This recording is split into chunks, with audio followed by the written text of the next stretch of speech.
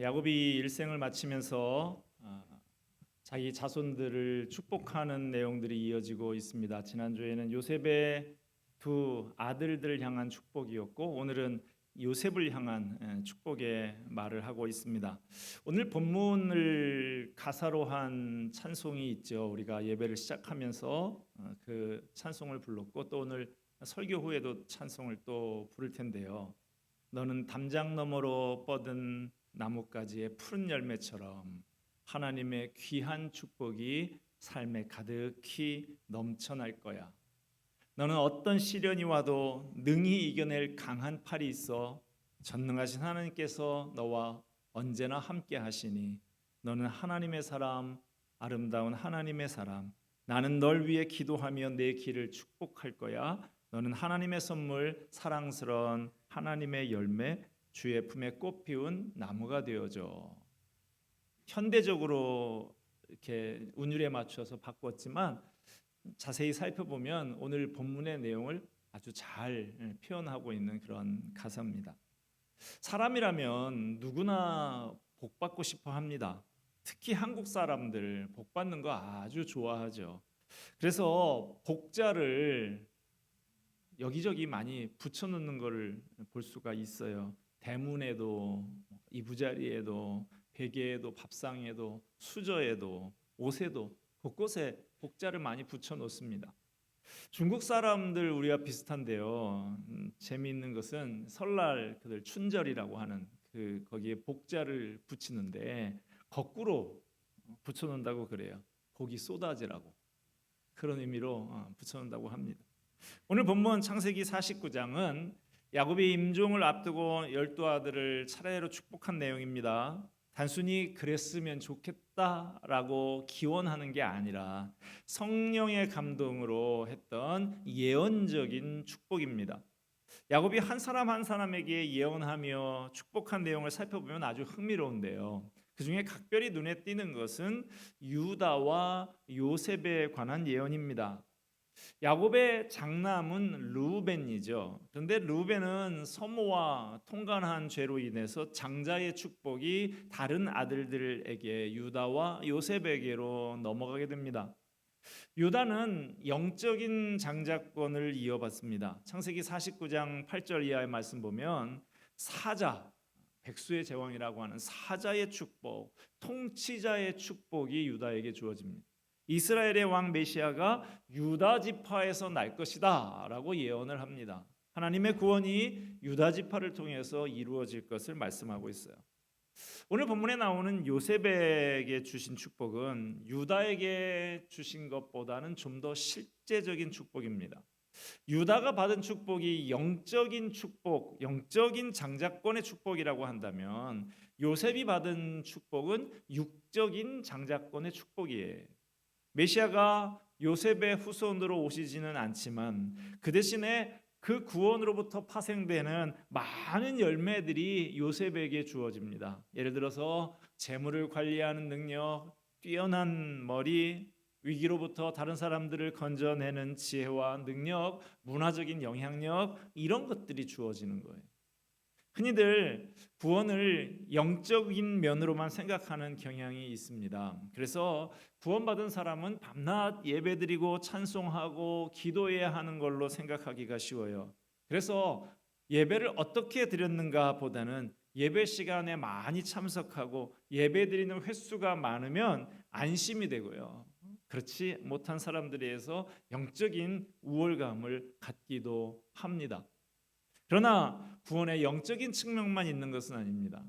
구원은 더 포괄적이고 다양한 측면을 가지고 있어요. 영적인 면뿐만 아니라 먹고 마시고 옷 입고 사람을 사귀고 돈 벌고 놀고 공부하는 모든 면이 다 구원과 관련이 있습니다. 그런 측면에서 우리가 구원받기 전과 구원받은 후가 달라지고 새로워져야 됩니다. 삶의 구석구석에서 구원의 열매를 맺어야 하는 것이죠. 그것이 구원받은 사람의 삶이고 그래야 진짜 구원받은 것이 드러나는 것입니다. 구원받은 사람이라고 해서 다 신학교 가고 목회의 길로 들어서거나 밤낮 예배당 안에서 살아야 하는 게 아닙니다. 구원받은 백성들도 이 세상에서 발을 딛고 살아가야 합니다. 정치가도 되고 장군, 학자, 기업가, 예술가, 운동선수 다 되어야 합니다. 각 분야에서 지도력을 발휘하고 선한 영향력을 발휘해서 그 분야를 하나님이 기뻐하시는 방향으로 이끌어가야 하는 것이죠. 이것이 바로 요셉과 요셉의 후손이 받은 축복이었습니다. 신앙은 구원받은 것에 대해서 감정적으로 감격하는 것으로만 끝나는 게 아닙니다. 우리의 가진 모든 것이 변화되고 회복되는 거예요. 우리가 가진 가치관이 변화되고 좋아하는 게 달라집니다. 생활 습관이 변화되고 인간관계가 변화되고 가정이 변화되고 일터가 변화되는 것입니다. 모든 것이 변화돼서 하나님이 창조하신 원래의 질서대로 제 자리를 찾아갑니다. 요셉이 받은 축복이 바로 그런 거예요. 요셉이 받은 축복이 구체적으로 어떤 것인지 살펴보도록 하겠습니다. 요셉이 받은 축복, 자 22절 봅시다. 요셉은 무성한 가지, 곧 샘 곁에 무성한 가지라 그 가지가 담을 넘었도다. 여러분 한번 상상해 보십시오. 사막 기후 지역에서 샘 오아시스 곁에 심겨진 나무, 그 나무에 가지가 무성하게 뻗어나가고 거기에 열매가 주렁주렁 맺힌 모습을 한번 상상해 보십시오. 얼마나 좋습니까? 시편에도 비슷한 표현이 나옵니다. 그는 시냇가에 심은 나무가 철을 따라 열매를 맺으며 그 잎사귀가 마르지 아니한 같으니 그가 하는 모든 일이 다 형통하리로다. 시냇가에 심겨진 나무, 사시사철 물을 풍족하게 공급받으니까 항상 잎이 푸르고 열매가 풍성합니다. 오늘 본문 23절 이하를 보면 무성한 가지라고 했는데 무성한 가지의 축복이 어떤 것인지 구체적으로 언급하고 있습니다. 무성한 가지의 축복은 풍성한 축복입니다.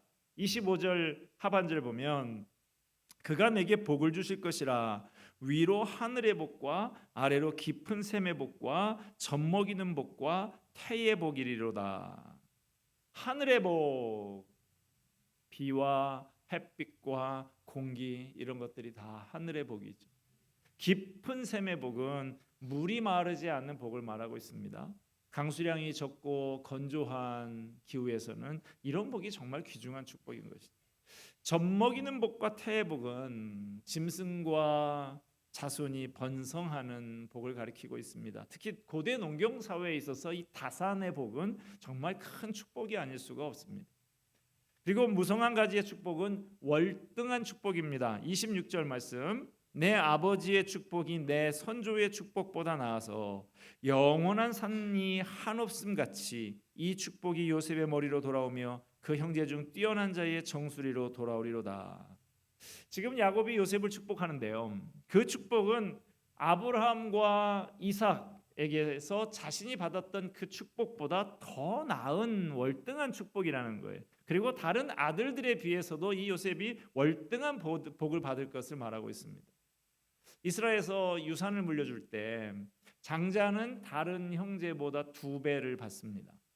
나중에 가나안 땅 정복이 끝나고 땅을 분배를 할 때 요셉의 자손들은 다른 형제들에 비하면 2지파 분량의 몫을 분배를 받습니다. 그래서 그것을 요셉의 2 아들인 므낫세가 한 몫, 에브라임이 한 몫, 각각 한 몫을 차지하게 되는 것이죠. 그러니까 요셉은 앞서 말씀드린 장자의 축복을 받은 것이죠. 또 이스라엘 역사를 통해서 보면 요셉의 아들인 에브라임 지파는 이스라엘 안에서 늘 지도자 지파의 역할을 감당을 했습니다. 그것이 좀 지나치기까지 해서 다윗 왕정에게 반역을 하고 북쪽의 10지파를 규합해서 나라를 분단시킨 주동 세력도 바로 이 요셉의 후손이었습니다. 그만큼 머리가 뛰어나고 리더십이 있고 했기 때문에 가능한 일이었던 것이죠. 그러면 요셉의 후손들이 이렇게 풍성하고 월등한 무성한 가지의 축복을 누리게 된 원천은 어디에 있었습니까? 그 원천은 만복의 근원 되시는 하나님이십니다. 22절 다시 한번 보겠습니다. 요셉은 무성한 가지 곧 샘 곁에 무성한 가지라 그 가지가 담을 넘었도다. 무성한 가지가 어디에 심겨졌습니까? 샘 곁에. 풍성한 열매는 가지 스스로 열매 맺는 게 아닙니다. 샘 곁에 있기 때문에 가능한 거예요. 샘에서 늘 신선한 물이 공급되기 때문에 열매를 맺습니다. 나무가 아무리 크고 보기 좋아 보여도 샘 곁에서 멀리 떨어져 있으면 어떻게 됩니까? 점차 시들어지다가 마침내 말라 죽게 됩니다. 결코 무성한 가지가 뻗어나가지를 못하는 것이죠.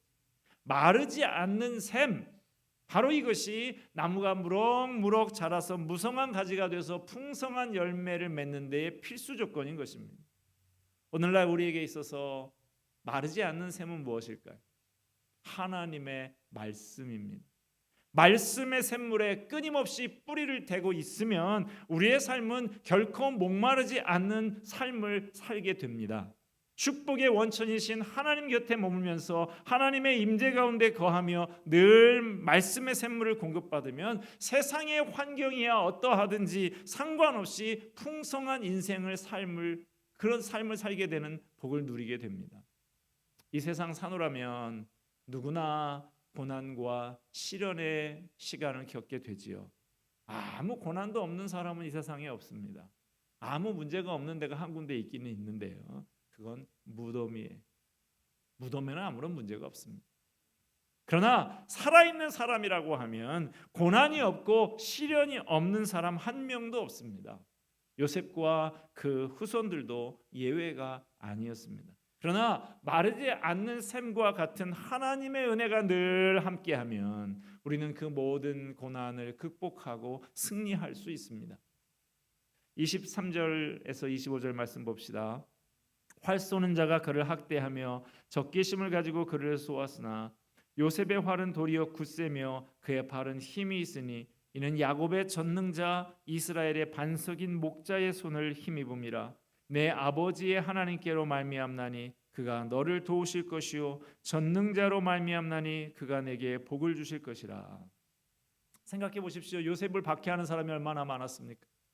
형제들은 그를 미워해서 노예 상인에게 팔아버렸습니다. 보디발의 집에서는 노예살이를 했고 보디발의 아내의 모함으로 감옥까지 갔습니다. 그러나 요셉은 하나님의 도우심으로 하나님의 함께 하심으로 그 모든 것을 넉넉히 이겨냈습니다. 더 나아가서 그 고난을 이기고 나니까 그런 고난들 때문에 오히려 더 잘 됐습니다. 보디발의 집에 끌려갔던 것도 감옥에 들어갔던 것도 나중에 보니까 그것이 오히려 대제국 애굽의 총리가 되는 지름길이었던 것이죠. 창세기를 잘 살펴보면 요셉의 생애에 관한 기록 가운데 반복해서 등장하는 표현이 있습니다. 여호와께서 요셉과 함께 하셨더라. 고난이 있었지만 하나님이 함께 하시는 요셉을 흔들지 못했습니다. 그를 향한 하나님의 축복을 중단시키지 못했어요. 우리가 이 세상을 살아갈 때 하나님의 방법으로 살아가려고 하면 세상이 그렇게 하라고 내버려 두지를 않습니다. 세상이 적개심을 가지고 우리를 방해하고 학대합니다. 왕따가 됩니다. 사업을 하는데 요령 피우지 않고 편법 쓰지 않고 하나님의 방법으로 정직하게 사업한다? 세금 정직하게 다 내고 좋은 물건을 싸게 팔면 남는 게 별로 없는 것이죠. 심지어는 교회도 마찬가지예요. 성경적으로만 목회하는 목사, 그런 교회 사람들에게 인기가 별로 없습니다. 성장이 더딥니다. 적당히 사람들의 구미에 맞추고 사람들 듣기 좋아하는 소리를 들려줘야 사람들이 많이 모여요. 사람들이 많이 다니는 목 좋은 곳에다가 번듯한 건물을 갖고 있어야 사람들이 많이 모입니다. 그러려면 교인들의 주머니에서 헌금이 나와야 하고, 그러기 위해서 별별 특별 집회를 열고 축복을 남발하고 온갖 방법들을 다 동원을 합니다. 그러나 그러한 유혹을 물리치고 하나님 한 분만 의지하면서 바른 길을 가면 하나님께서 기뻐하시며 복을 주십니다. 고생이 되지만 마침내 어느 순간 제 궤도에 오르는 날이 옵니다. 그런 사람, 그런 교회, 그런 회사가 진정한 강자인 것이죠. 요셉이 바로 그런 사람의 모델입니다. 다니엘이 바로 그런 사람입니다. 요셉이나 다니엘은 정권이 바뀌고 나라가 바뀌어도 여전히 강한 영향력을 행사하는 사람이 됩니다. 하나님이 함께 하시는 사람을 함부로 건드리지 못합니다. 26절 말씀 다시 한번 봅시다. 내 아버지의 축복이 내 선조의 축복보다도 나아서 영원한 산이 한없음 같이 이 축복이 요셉의 머리로 돌아오며 그 형제 중 뛰어난 자의 정수리로 돌아오리로다.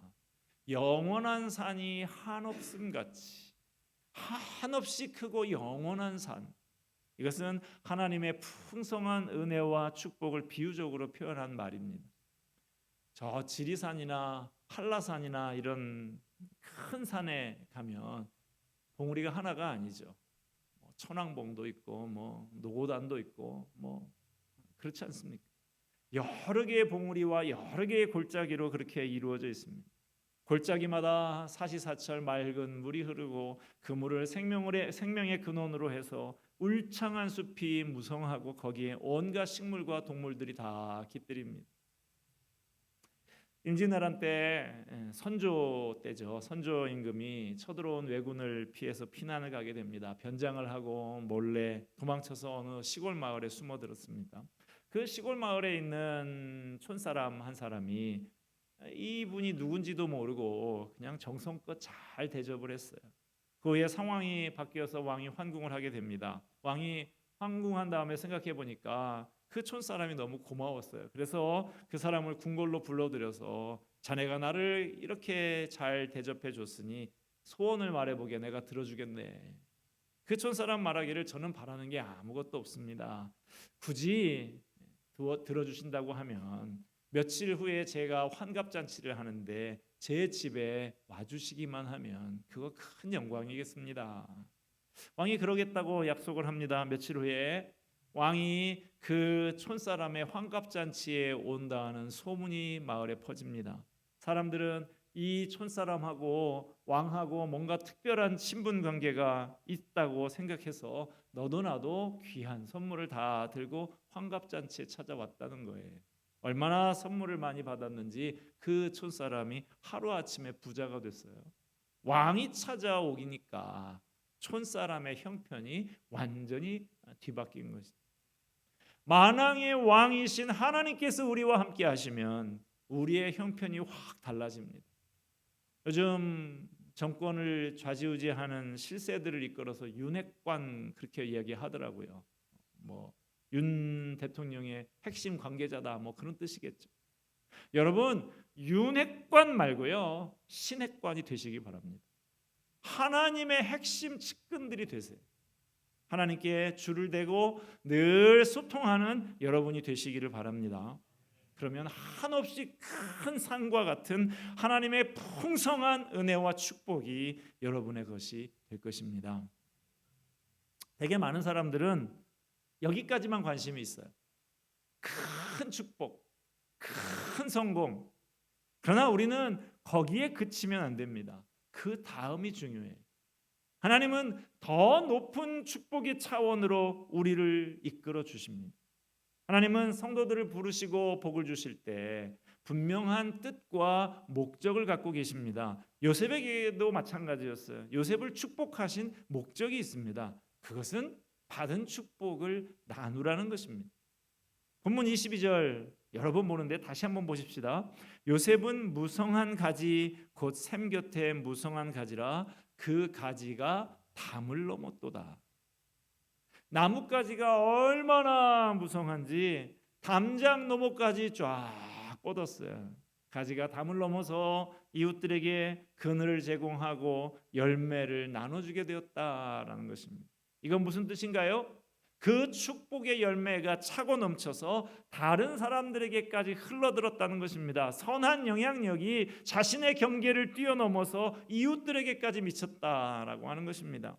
하나님이 요셉과 함께 하심으로 요셉이 축복을 받았는데 그 축복이 자기 자신에게만 머물지 않습니다. 축복이 사방에 퍼져나갑니다. 요셉이 가는 곳마다 복이 임합니다. 보디발의 집이 복을 받고 감옥에도 복이 임하고 총리가 된 다음에는 7년 대기근으로부터 애굽을 비롯한 여러 나라를 구하고 온 가족을 애굽으로 이민시켜서 가족을 구하고 요셉은 자기만의 유익을 추구하지 않고 담장 너머로 뻗은 나무가 돼서 많은 사람들을 살렸습니다. 요셉은 담장 너머로 뻗은 무성한 가지와 같은 인생을 살았습니다. 요셉의 인생을 살펴보면 그는 가는 곳마다 만나는 사람마다 많은 유익을 주고 선한 영향을 끼쳤습니다. 여러분, 가수이기도 하고 뮤지컬 배우이기도 한 윤복희 씨 아시죠? 권사님이신데 이 윤복희가 7살에 또 10살에 엄마 아빠를 다 여입니다. 미 8군 쇼에서 노래를 부르는 아이가 됐어요. 거기서 유명한 루이 암스트롱이라는 사람의 노래를 부르다가 소문이 나가지고 루이 암스트롱의 무대에 같이 서게 되고 인기 가수가 돼서 부귀와 영화를 누립니다. 그녀는 유명한 쇼 MC죠. 후라이보이라고 불렀던 곽규석 씨 장로님이신데 그분이 성경책을 이 윤복희에게 선물로 주고 복음을 전해주고 했지만 큰 변화가 없이 살았다고 그래요. 그러다가 오빠의 윤항기, 오빠의 초청으로 한국에 들어와서 전국 순회 공연을 다니던 마지막 날에 고속도로에서 차가 완전히 전복되는 큰 사고를 당하게 됩니다. 그 과정에서 그녀는 기적적인 하나님의 은혜를 체험하고 변화됩니다. 그 이후에 주님의 음성을 듣고 만든 여러분이라는 그 곡을 가지고 국제 가요제에서 대상을 타기도 했지만 그녀는 한동안 세상적인 활동 끊고 살았다고 합니다. 그러다가 목사님이 뮤지컬을 좀 해보면 어떠냐라는 말씀을 듣고 뮤지컬을 시작을 했다고 그래요. 몇 달 동안 연습한 뮤지컬을 처음 무대 위에 올리던 날에 공연 관계자가 윤복희에게 돼지 머리를 하나 갖다 놓고 여기다 절하라고 그러더래요. 이게 우리 업계의 관행이라고. 윤복희는 당신들은 돼지 머리에 절하고 공연해라. 나는 이 무대에 서지 않고 집에 가련다. 라고 그렇게 나왔대요. 이미 관객들이 예매를 다 해놨는데 주연 배우가 무대에 서지 않겠다고 하니까 난리가 났죠. 공연 관계자가 그래 그러면 어쩌라는 것이냐 어쩌자는 거냐 하길래 고사상 다 치우고 목사님을 모셔서 예배드리고 그 공연을 올렸다고 합니다. 그 공연이 대박이 났고요. 그 이후에 윤복희 씨는 빠담빠담, 지저스 크라이스트 슈퍼스타, 마리아 마리아 이런 뮤지컬에 참여하면서 한국 뮤지컬계의 데모가 되었습니다. 제가 마리아 마리아, 지저스 크라이스트 슈퍼스타도 봤지만 마리아 마리아라는 그 뮤지컬을 직접 봤는데 거기에 윤복희 씨가 소경 역할로 딱 그냥 한 곡 부르더라고요. 마지막에 커튼콜도 안 하고 집에 갔더라고요. 나이가 이제 드셔가지고. 그런데 정말로 저를 포함해서 같이 봤던 여러 사람들이 다 그 소경이 부르는 그 노래 한 곡, 딱 한 곡밖에 안 부르는데 지금까지 감동이 되고 그렇게 정말 대단하다. 정말 윤복희는 윤복희다. 이런 생각을 했던 기억이 나요. 지금도 한국에서는 영화나 연극이나 드라마 시작할 때 고사를 지내는 것이 일반적이라고 합니다. 그런데 뮤지컬계만큼은 윤복희 씨의 그 신앙적인 영향력으로 고사를 지내지 않는 전통이 생겼다라고 합니다. 한 사람이 구원받고 변화돼서 신앙적인 결단을 내리면 그 사람의 영향력으로 인해서 세상이 이렇게 바뀔 수 있다라는 것을 보여주는 일화입니다. 여러분, 이러한 일은 비단 요셉이나 윤복희 씨에게만 해당되는 일이 아닙니다. 하나님은 구원받은 모든 성도에게 동일한 모습을 기대하고 계십니다. 하나님께 받은 구원의 복음과 풍성한 축복이 한 사람에게만 머물러 있지 않고 담장을 넘어서 이웃 사람에게로 넘쳐 흐르는 축복의 통로가 되는 것, 이것이 하나님께서 우리에게 주신 사명입니다. 우리끼리만 잘 먹고 잘 사는 것은 하나님의 뜻이 아닙니다. 우리는 담장을 넘어서 세상의 복을 나누는 사명을 감당해야 합니다. 우리는 축복이 고여있는 웅덩이가 아니라 축복을 흘려보내는 시냇물입니다. 평생 담장을 넘지 못하는 인생을 살다가 끝나는 사람들이 많습니다. 자기 몸뚱이 하나 붙들고 씨름하다가 삶을 다 보내고 자기 자식들만 뒷바라지하다가 인생을 끝내는 사람들이 많아요. 여러분, 요셉의 축복을 갈망하시기 바랍니다. 샘 곁에 무성한 가지, 담장 너머로 뻗은 무성한 가지와 같은 풍성한 축복의 사람이 되시기를 주님의 이름으로 축원드립니다. 기도하겠습니다. 은혜와 사랑이 풍성하신 하나님 아버지, 마르지 않는 샘물과 같고 큰 산과 같은 하나님의 은혜에 잇대어 살게 하여 주시옵소서. 담장 너머로 뻗은 무성한 가지와 같은 사람, 많은 사람에게 유익을 주고 선한 영향을 끼치는 사람 되게 하여 주시옵소서. 예수 그리스도의 이름으로 기도하옵나이다. 아멘.